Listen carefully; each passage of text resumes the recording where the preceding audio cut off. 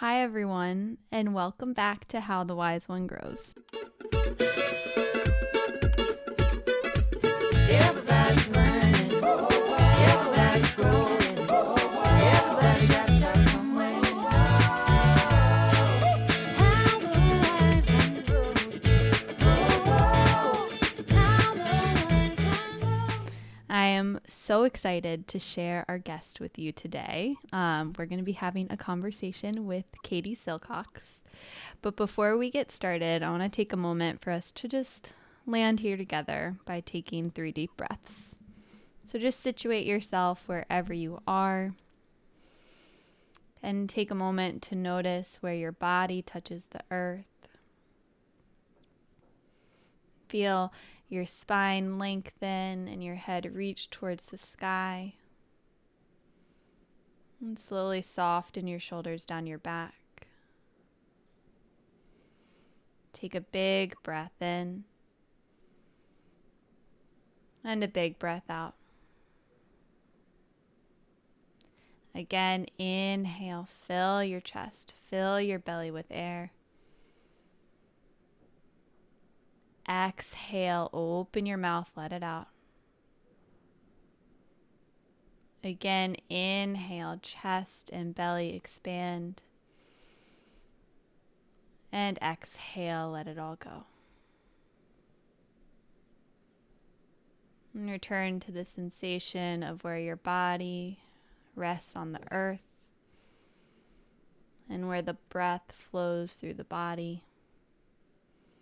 And you can slowly open your eyes as we return to this space. So we are here today with Katie. And Katie Silcox, MA, is the New York Times best-selling author of the book Healthy, Happy, Sexy, Ayurveda Wisdom for Modern Women, and the upcoming new book, Glow-Worthy, which I'm so excited that I got to read an early copy of, and we're going to talk about it today. She is the founder of the Shakti School, a premier online certification school for women-centered holistic wellness. She holds a master's degree in Ayurvedic medicine, is a member of the National Ayurvedic Medicine Association, and is currently pursuing a PhD in Jungian psychology. Her platform focuses on the convergence of ancient holistic medicine, modern science, and heart-centered spirituality. In her former life, she has been a researcher in artificial intelligence, super relevant right now, a cover model for a yoga journal magazine in Russia, and owner of a beach bar in Spain. I love all of that so much. Thank you so much for being here today. Thank you. Thank you, Holly, for having me. Yeah. So I just finished reading your book, Glow-Worthy, which is absolutely amazing. It blew me away. I read it so quickly. And there's so much you speak to in that book that I think is so important for all people to hear, but really particularly for female identifying people. So I'm really excited to dive into these things today. But I wanted to know, the book starts with you sharing a story about being in the ER at the same time period when you were also on the cover of Yoga Journal. And you had a line around then saying, like, one of my biggest lessons was that yoga and meditation alone couldn't heal all my problems. Do you mind kind of sharing a bit about that time period and what shifts that made for you in your practices and your healing journey? Yeah. Well, I mean, if we look at the bigger version of the word yoga, actually it was the yoga itself that was leading me into those really uncomfortable, ego humbling experiences, like really struggling with anxiety and panic, and yet being celebrated in the world as somewhat of a yoga celebrity. And the very painful juxtaposition of those two experiences where I felt like I really needed to hide, that the fact that the very disciplined 2 and 3 hour sessions of asana and mantra and breath work and meditation that I had been just so ardently dedicated to and really with all my heart believed in, and believed that if I just did those practices enough, then I would be able to heal myself. I had to kind of come to a moment where I realized that I had to really broaden my definition of yoga Yeah. to include other things that I was forced in a way to become interested in, like the things that now everyone's really interested in for good reason, like, you know, trauma-informed yoga and the importance of working really closely one-on-one with another trusted mentor, which I was really lucky to find. The relationship between myself and a mentor became the new yoga for me. Mm-hmm. And I don't practice as much asana these days. I don't really practice as much breath work, but I do think that they're really wonderful. And I think that you, Holly, and probably all of your listeners will resonate with the fact that many of us found yoga and kind of were in a yoga honeymoon. And then we're like, wait, I'm still my horrible, rotten, awful, terrible, broken, fucked up, sorry, self. And I use those words intentionally because I think that there's a part of us that will always be holding these little neurotic sides and little child sides. And so now for me, the yoga is really about, it's super hard, but it's like radical self-honesty and learning how to hold and be compassionate to all of those parts of me that really are difficult to be with. You know, one of my favorite podcasters, I think his name's Dan Siegel. I think that's his last name. But you know, Dan, he's got this podcast called, I think, 10% Happier. I've been listening to it a lot, and he's so brave, and I resonate with him and that story of being in the ER thinking I was dying and just having a panic attack. And the listeners don't know this, but essentially I was on the cover of Yoga Journal headlining in Russia, and I'd just come home from this really arduous trip and started not being able to sleep and was having some panic attacks, and I thought something was wrong with me, like I'm having a heart attack, or I'm you know, having a hormone storm, or like something's wrong. And you know, I went to the ER and they did all the blood work, and they like gave me some lorazepam through an IV, which I'd never have pharmaceutical drugs, and so I was like, oh my god, this is amazing. And he was like, hey, young lady, you know, you're healthy as a horse, but you really might want to try yoga and meditation. And it was just like like it's on the floor just getting mopped up. But one of the things I resonate so much with Dan Siegel is that he had panic attacks on the air. Wow. At like CNN News or CBS, I can't remember which organization, and he speaks super candidly and openly about that. And you know, I could go on, but I think it's really important for people to know, and I think we're becoming more informed, that a lot of the deep healing that we requires a relational solution, not an isolated solution. I think, and you can correct me if I'm wrong on this, but as I was reading Glowworthy, I kind of found that the way you were speaking of glow was how I find my definition of yoga to be, is really just like that wholeness, being with the dark parts, the light parts, the complex parts, and just that broader spectrum. And I think what you touched on before is like, yeah, there's definitely that yoga honeymoon and this kind of facade people have in their mind, like, oh, like you practice yoga or you teach yoga, you must be so grounded and peaceful and all these things. But it's kind of like, no, like I do this because I need this. And it's a way of, my asana practice is much smaller than it used to be, but my meditation practice is much deeper.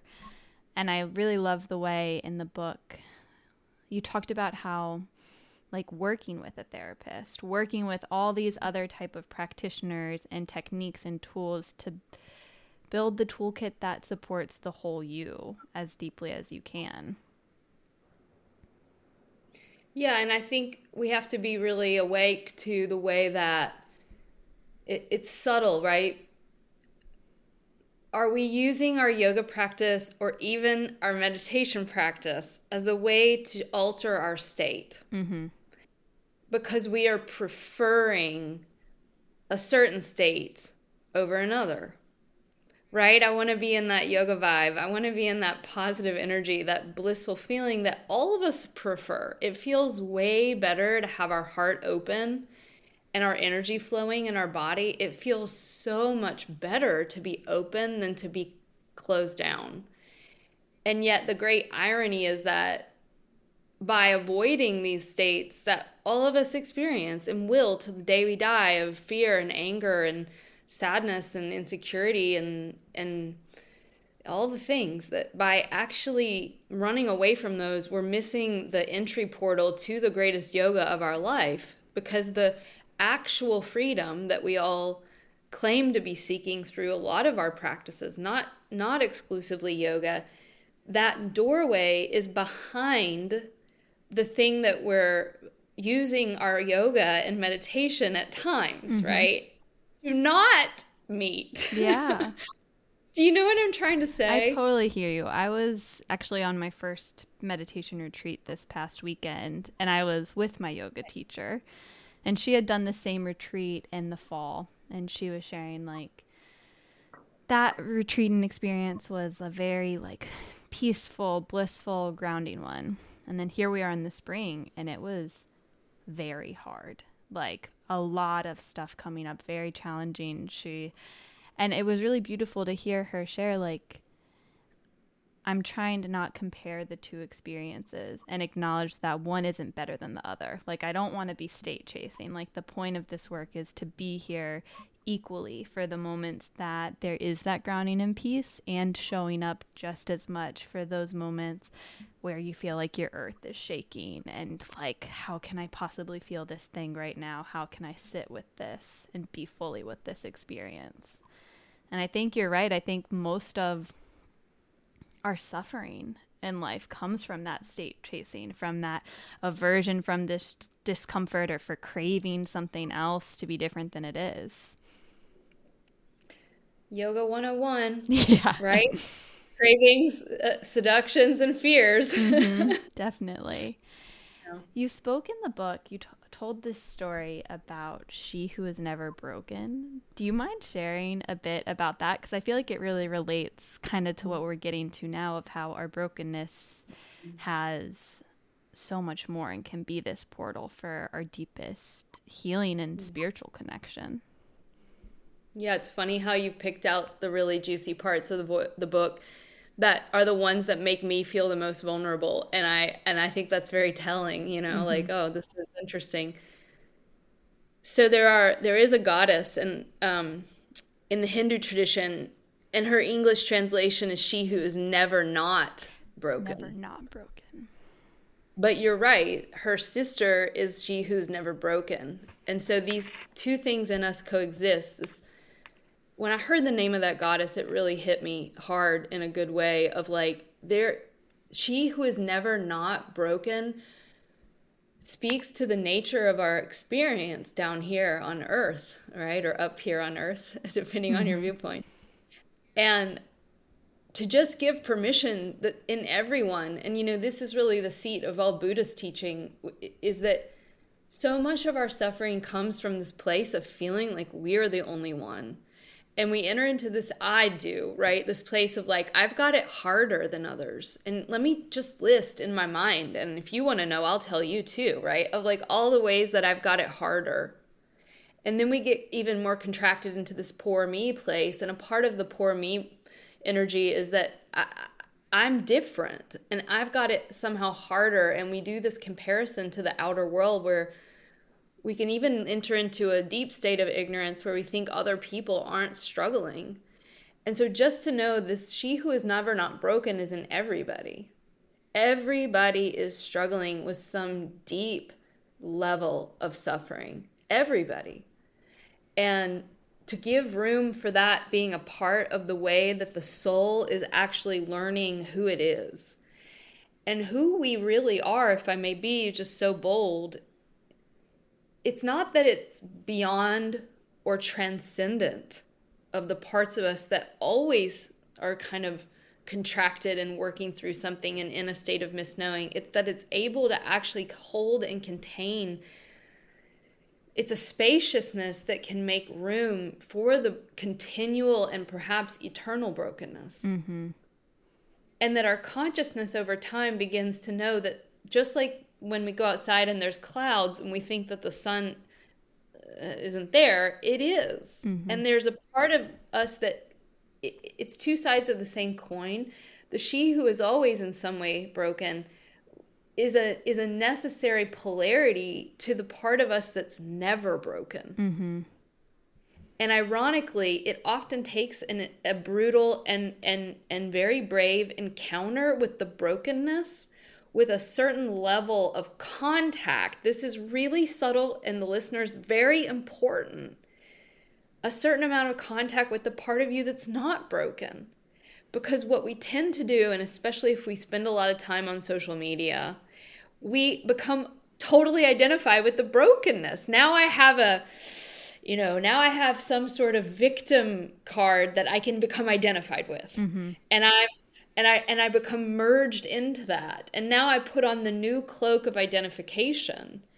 And so what the teachings help us with is, can you compassionately hold the brokenness while not merging into it as the totality of who you are, in no way identifying with it, because that's what the ego really likes to do, but to expand your awareness to the part of you that isn't broken.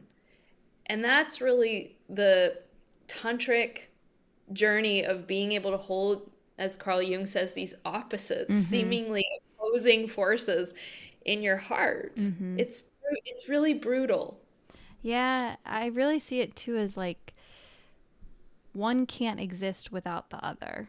You can't have something that isn't broken without having something that is. And Yes. the more we can, meet ourselves with that unconditional, radical self-compassion exactly as we are from moment to moment, I think you're exactly right about like it creates this spaciousness instead of over identifying with it or getting caught up in the stories and what the ego wants to tell us. When we take that step back and we can witness our pain and our suffering and meet it with that deep, and you talk about a lot in the book, the power of pure presence and love. When we can really sit and like steep it in that, that's when we can truly love the wholeness of who we are. And again, I think that comes back to like the root of yoga for me, like being equally with the brokenness and the wholeness and the fluctuations between the two.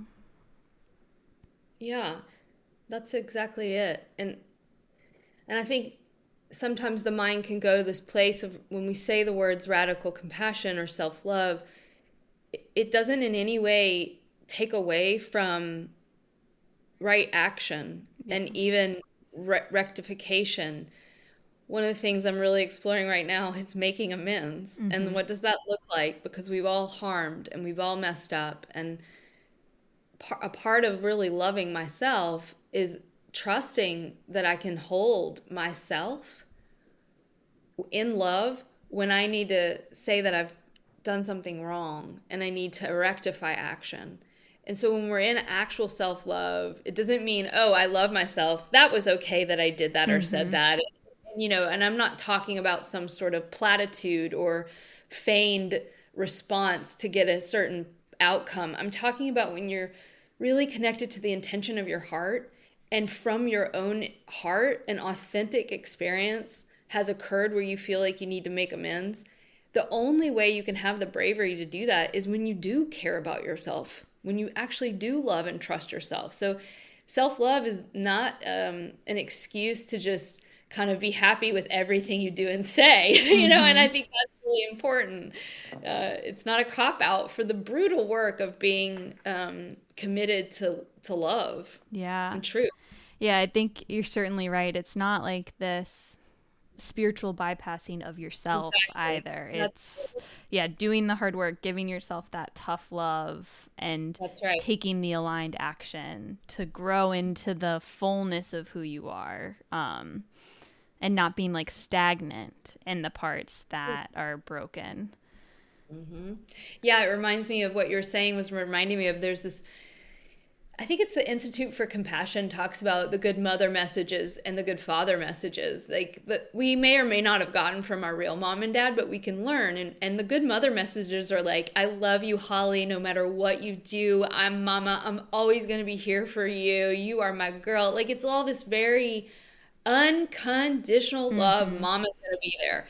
And, call it mother or father, whatever, yin or yang. We all have this inside of us. But the good father messages is like, young lady, messed up and I love you, but you need to go and rectify, right? Or you Mm-hmm. need to feel the pain of guilt, not so you can stew in it forever, but so that you can evolve into the woman that you're meant to become. And I think it's really cool to have that kind of duality of, yes, unconditional love, but also the action piece of the divine masculine Mm-hmm. inside of all of us, urging us to be who we're meant to become. Yeah, I really love that, how we need that, both that divine feminine love and So that divine masculine love to go into growing into our fullness, because again, we all hold both. We're not just one or the other.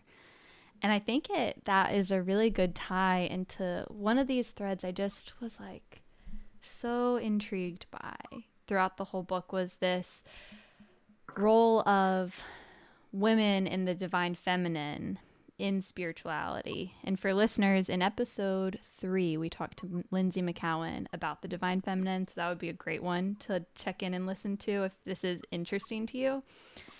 But I guess the first thing that kind of really struck me is you spoke to a lot of spiritual practices and religions in the book, and how the voices of women were kind of pulled out and removed from a lot of spiritual practices and the implications of that. Do you mind kind of speaking to some of the systems that the voices and the divine feminine were removed from, and kind of how that can impact our feelings and almost make some of these practices feel less whole, and how we can call that voice back in and bring the divine feminine and masculine back into these spiritual practices?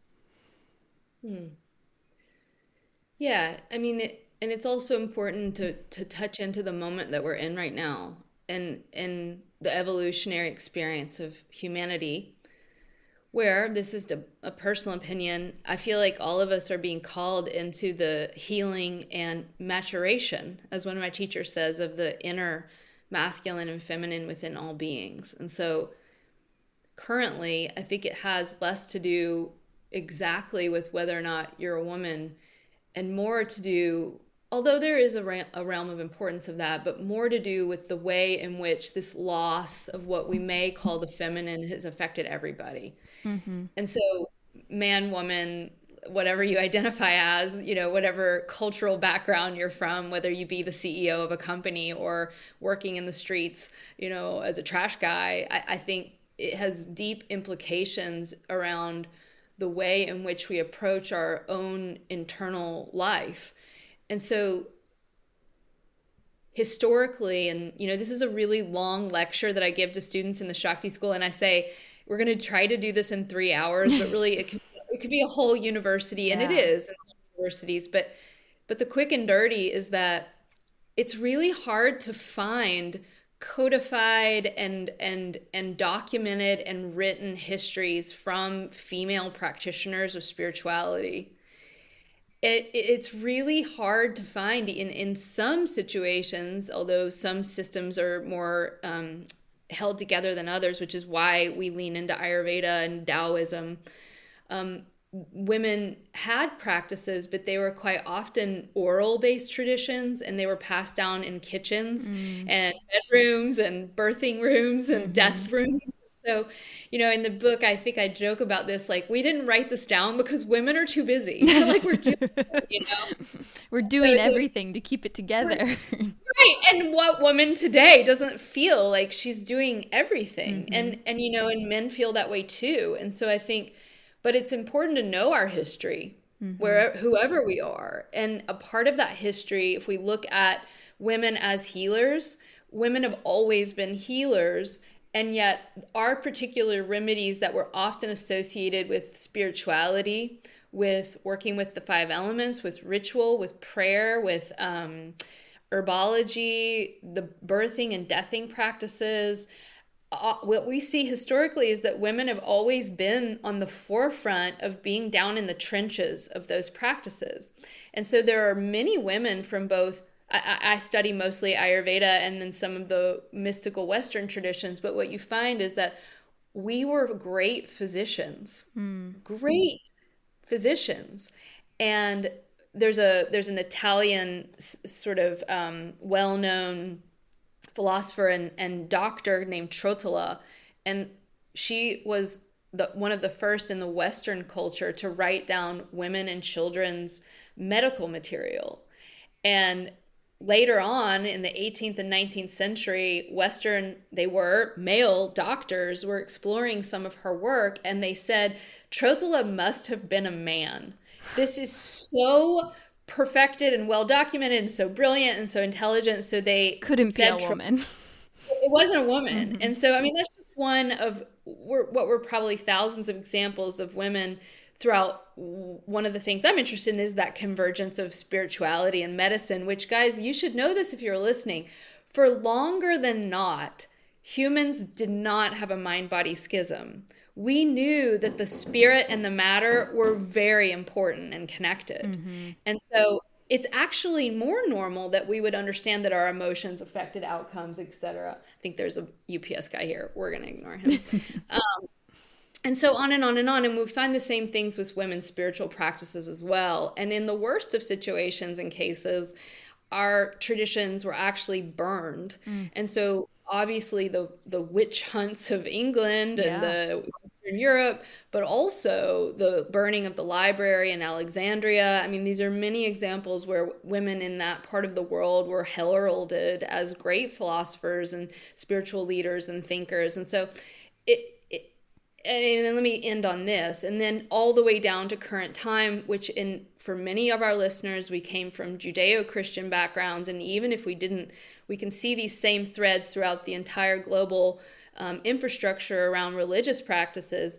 The feminine was systematically removed. And so I think currently we're seeing that, at least in the United States, and I think the trend is developing in Europe as well, people are less likely to go to an organized religious center than ever. People identify more as spiritual than religious. If you talk to the common guy out in the street, man and woman, many people will say, I'm just not doing the organized. I feel like I need to move into a more spiritual aspect. And I think that really speaks to this longing to come back to some of these feminine form elements, which begs the question, what is it? Right?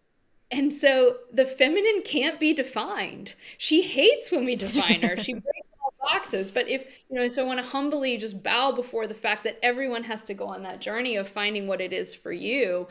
But if we wanted to kind of give it a little bit of room, in the Ayurvedic tradition, it's different than in the Taoist tradition. But we can think of it as this ground and spaciousness of being that allows things to be and has an open-hearted curiosity for the great mystery of life. And whereas the masculine is more interested in parsing that in and being logical and problem solving and being action-oriented, the feminine has spaciousness that allows for that mystery that occurs between me and you. And so if we're thinking about that, whether it be a spiritual practice or if you are with someone who's on their deathbed, how do I help someone that's dying? The feminine answer is, I don't know, but let's go in there and be together. See what occurs in that mysterious place of that present moment's magic. And yeah, put a cold compress on the head, or here's some prayers that help people when they're scared and they're about to die. And we can bring in these tools and techniques, but it's always nested within this greater context of deep humility before the mystery.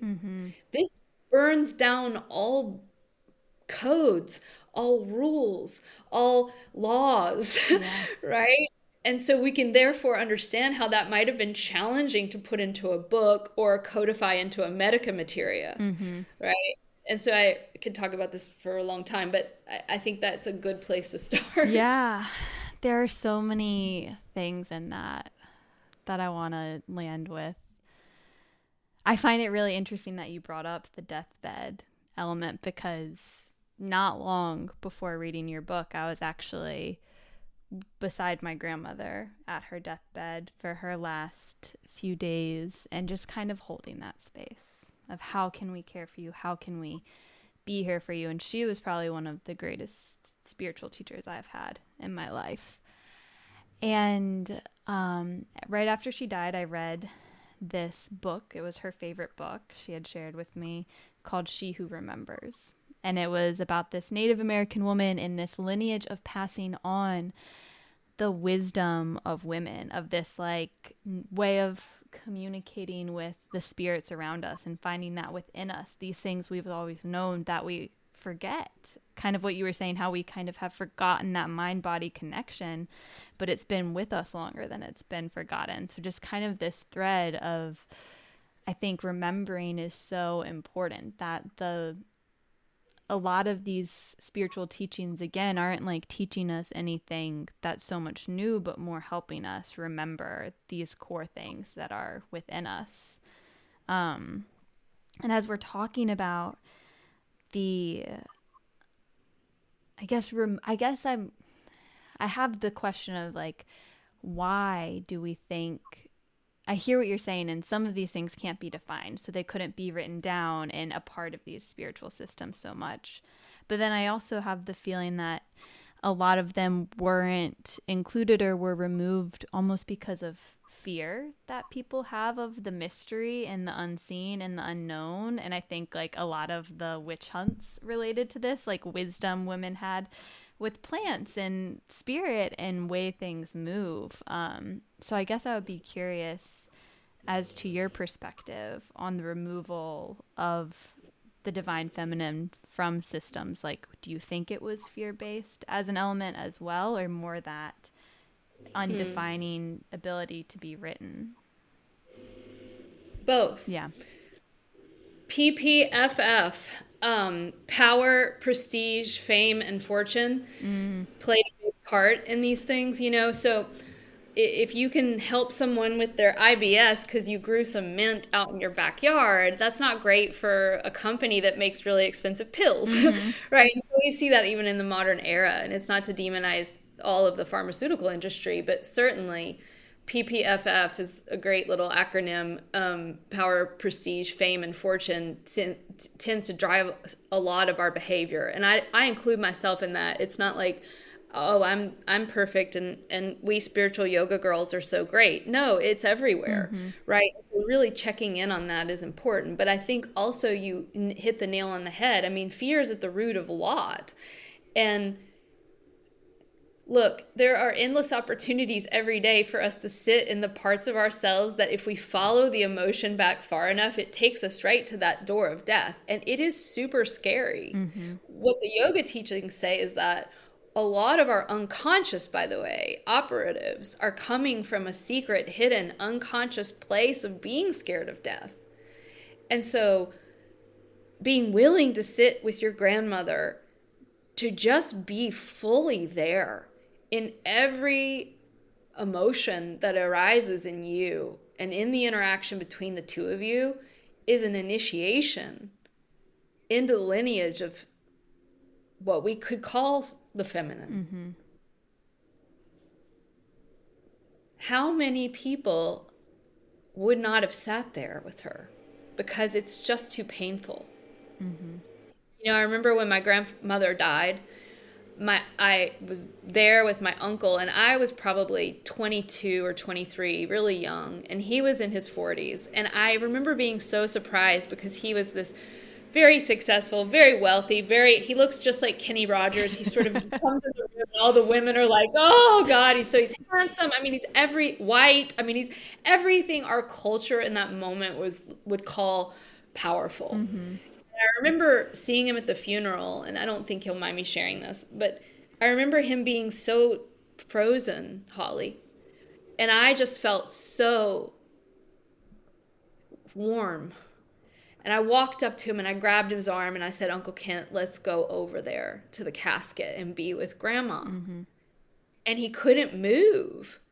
And I remember thinking, he's so scared. He's frozen, scared. This big, powerful man that I'd always been intimidated by. And I felt myself initiate myself into this lineage of being able to walk a man to the gateway of the death of the person that he loved the most. Mm-hmm. It came really natural for me. You know, if you ask me to go hang out in a sports bar, I'll have a panic attack, but ask me like sit with someone dying and that comes a little easier for me. Yeah. That is the feminine. Mm-hmm. So it's in men and it is in women, but women have always been the fire keepers of this real relationship with what it is reality. And reality is brutal, but it's also beautiful. And so you have to have both.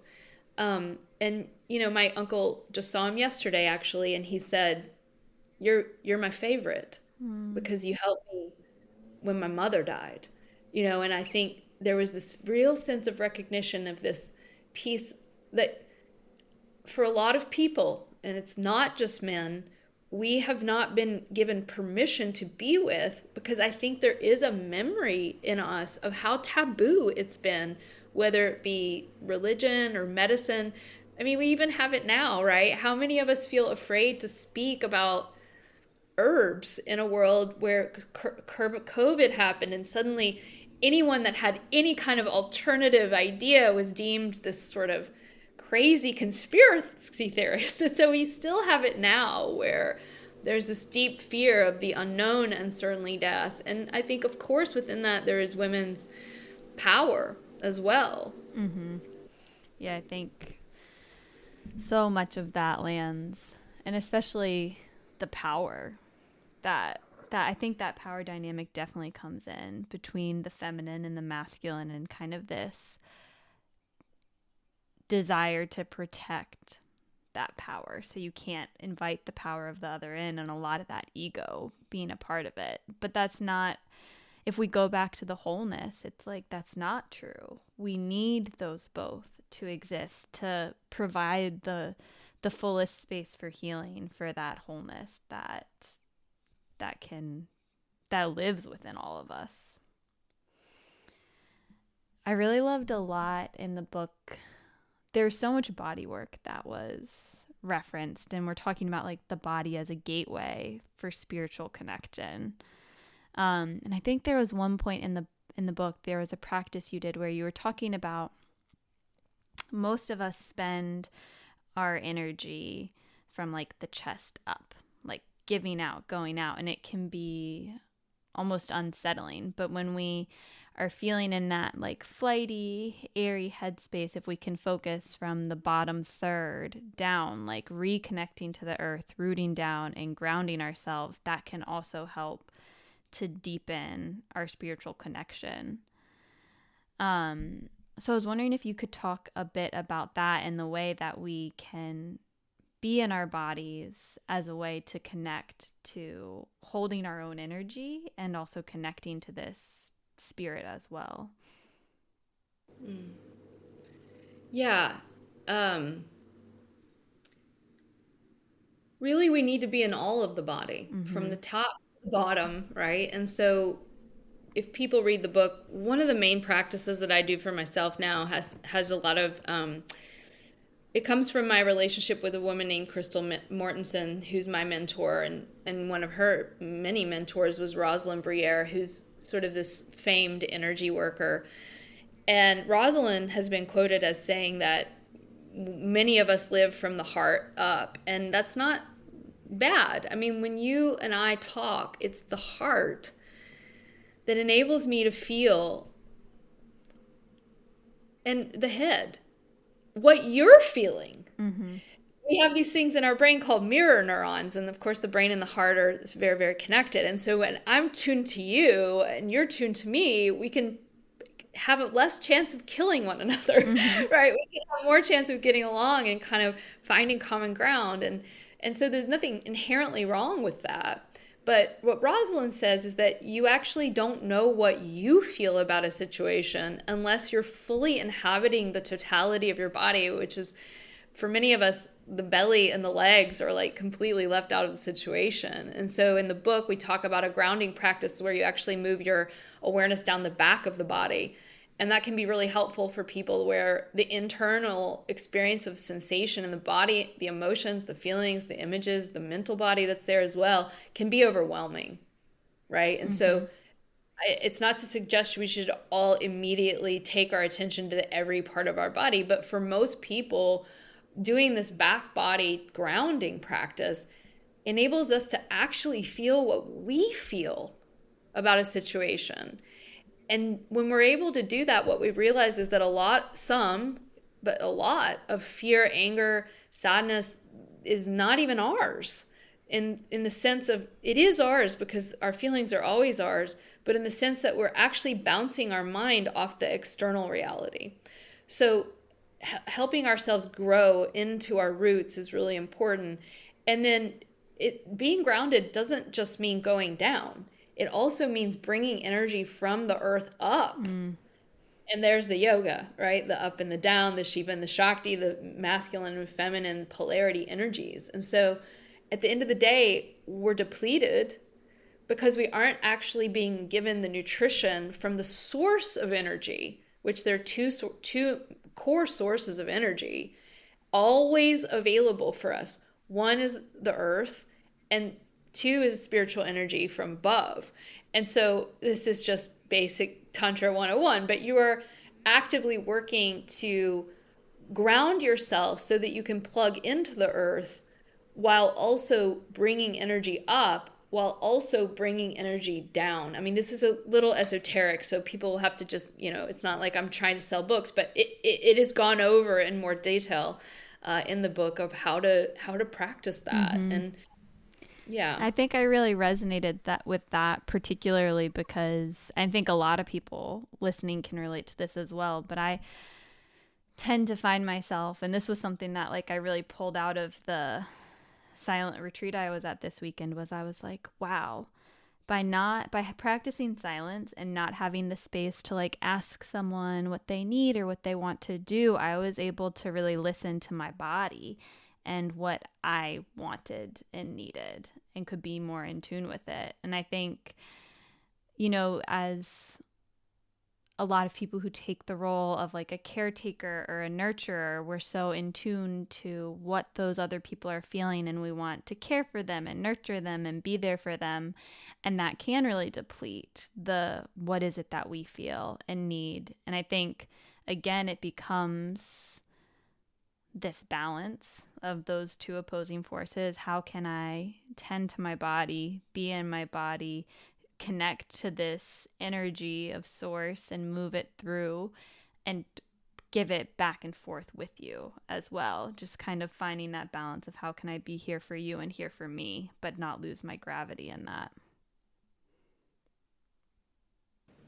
Yeah, that's it. Yeah. I feel like I can't talk to you without bringing this up. But you talk about in the book, and I think definitely this gets thrown out as a stereotype of Tantra. That isn't the wholeness of Tantra at all. But the role of sexuality in spirituality and honoring that, I think for women particularly as well, to not have all this shame built up around it.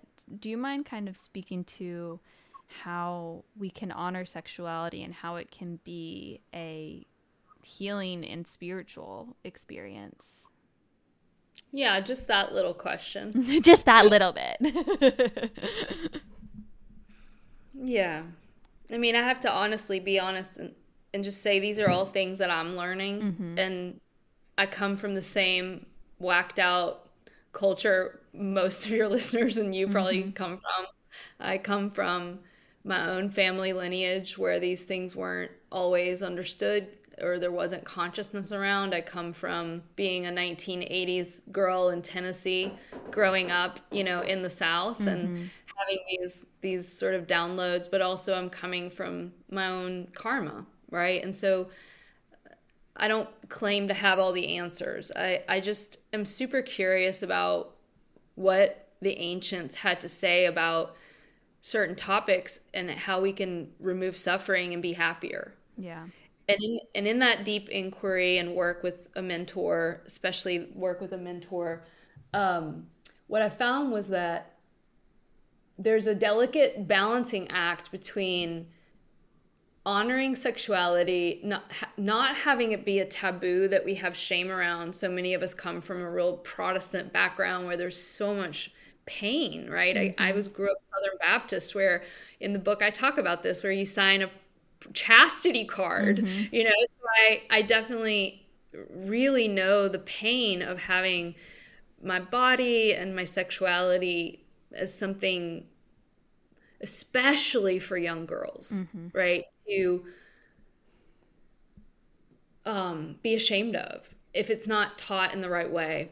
So how do we do that while also not throwing the baby out with the bathwater, which is what our current culture has done, where it's like everything goes, everything all the time, in any situation, it's all good. And hashtag sex positivity, right? And so we have to really, and then, we have unconsciousness around that, and it might lead to suffering. And so how do we learn from our ancestors, who many of them had really good ideas about sexuality as your life force energy? It's life force. And so we all know this experientially. I'm sure most people resonate with the fact that, whether you like men or women is inconsequential. When you start to snuggle it up with somebody, kiss somebody, have sex with somebody, you start to change. You start to feel differently. The relationship changes, right? You go from, in many cases, being this sort of insulated, individual, confident being to being a sobbing mess on the floor because you're afraid they won't call you back, or you don't want to call them back, or whatever story. We know that sex is nuclear energy.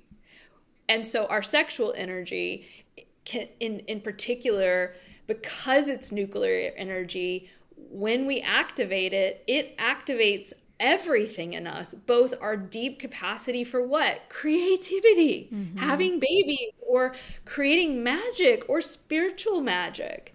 Or that same creative energy can turn and become what? Destructive. And we all know the experience of who do we have the most powerfully intense arguments with? The people we're sleeping with. It's just true, right?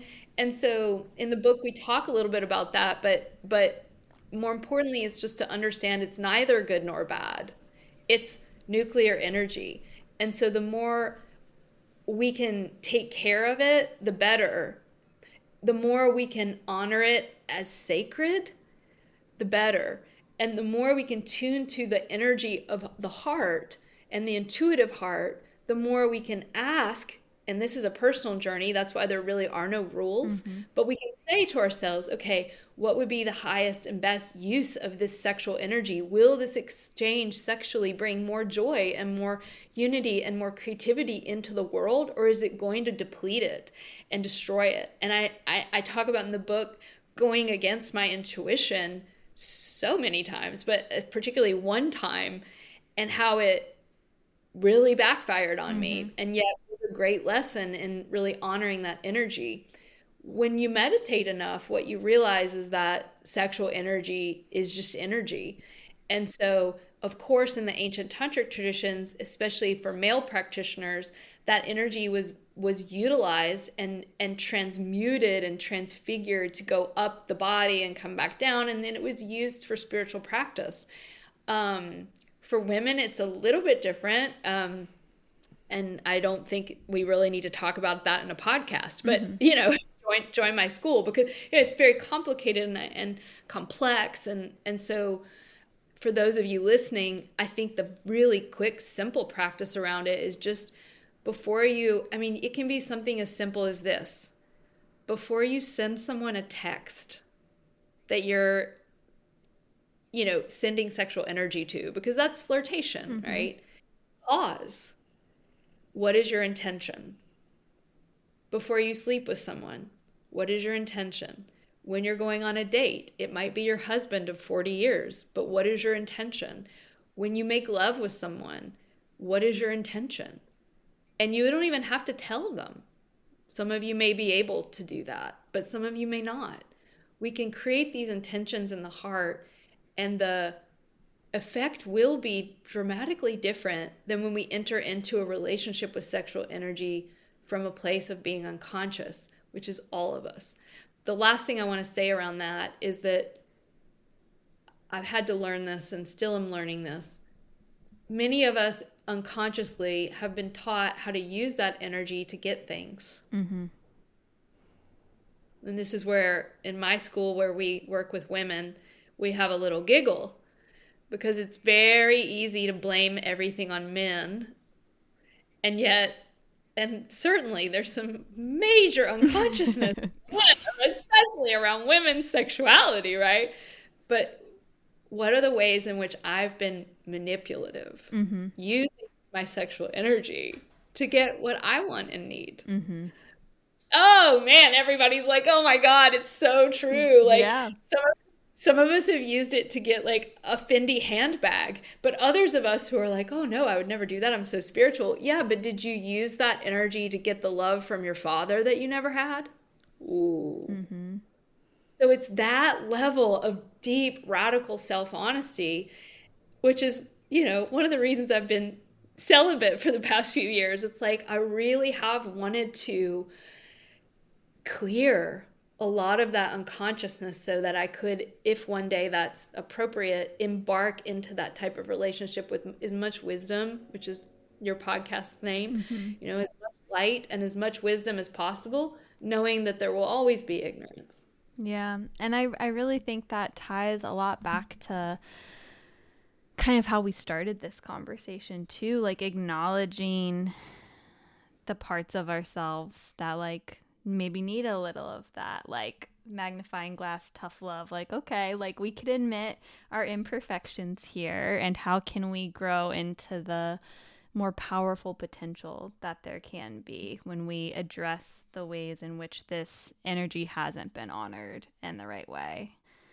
And I really love what you were saying about like, what is your intention before engaging with that energy? But I really think that can be applied for everything, like kind of taking that pause and just like, what is my intention for going on this walk around my neighborhood, or for this meal that I'm eating right now, or this conversation that I'm having? I think that's a really powerful way we can drop in and be more present as we're moving through this life. I mean, that you just defined Tantra. That's what it is, that everything in our life becomes a possibility for sacred ritual. Yeah, I think That's there's a verse in the Yoga Sutras that says like, stop and consecrate everything, like make everything sacred. There's and how often we're on autopilot. So often, and then we miss it. And our motives are so selfish and so self-centered. It's like humbling, Yeah, and when we see the sacred and everything, we also can see the connection and how far it extends beyond ourselves as well.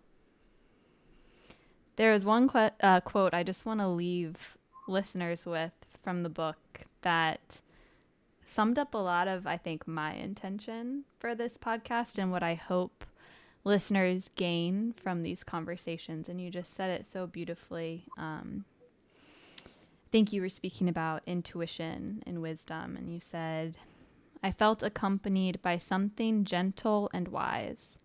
It was bigger than me, and simultaneously it was me. The wound of loneliness had taken me to the gift of pure presence. So for those listening, I cannot recommend getting the book Glow Worthy enough. Katie, do you mind sharing like how we can support you, how we can pre-order the book when it comes out, and just other ways people can continue to deepen their inner wisdom with you. Yeah. Thank you, Holly. It's been really delightful to be with you. And, I do a lot of these kind of things, and I can really feel your practice in you when you speak and just your presence. And so I just want to say thank you for your practice. And it's just been delightful to be with you. I have a website. It's theshaktyschool.com.